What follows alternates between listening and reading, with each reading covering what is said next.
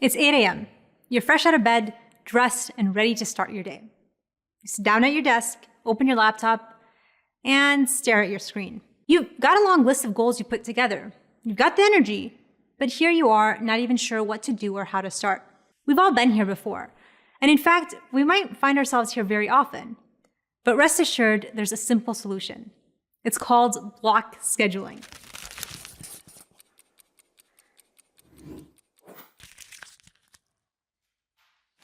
Basically, what it means is that at the start of every week, or even the night before, you plan out your day hour by hour. And I know this sounds intimidating at first, but I promise it's not as intense as you think. Essentially, you're creating a skeleton for your day. Say, for example, you sat down every Sunday night to think about all the goals and tasks you need to accomplish that week.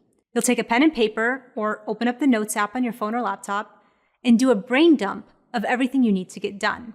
Then, once you've identified what you need to do and you've prioritized each task, write down which day or days of the week you'll work on each task. For a simple example, your day could look like this. You block off 8 a.m. to 10 a.m. to work on a long-term project that requires your full attention.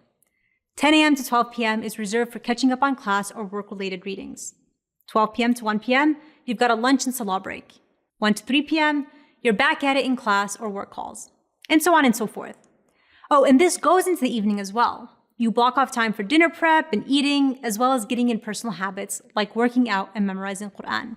The idea is that you plan out your day beforehand so that once your day begins, you don't waste time worrying about everything you have to do and all of the time it'll take. Think about how often that happens. You've got 101 tasks on your plate. You start your day, but because you don't have anything specific planned, you spend 10, 20, 30 minutes debating which task seems less daunting and which tasks to procrastinate. And then when you finally begun, once you finish one agenda item, rather than have a specific next task ready, well, we do what most people do today. Grab our phones and start scrolling through text or social media. Before we know it, 30 minutes to an hour have gone by and you're still unsure as to what you'll get done next. Block scheduling is an extremely effective tool to not only keep you on track of all your tasks, but to also hold you accountable throughout the day.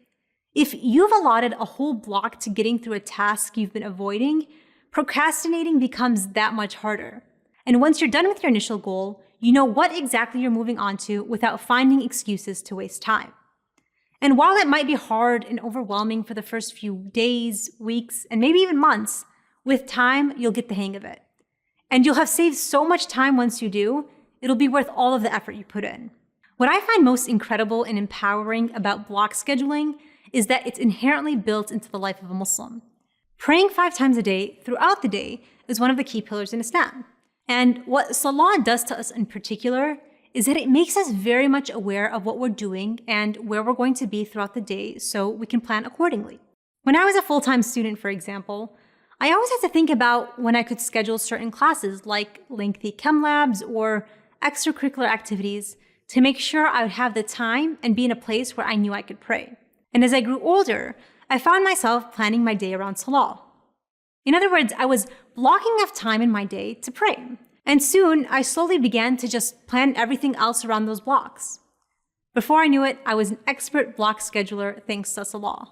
It's incredibly powerful to acknowledge how block scheduling has become a popular tool today, often promoted by self-help gurus or just regular individuals reflecting on their productive habits. And yet here I am as a Muslim who is programmed at a young age to think of my day in the same manner, to prioritize what is most important in my life.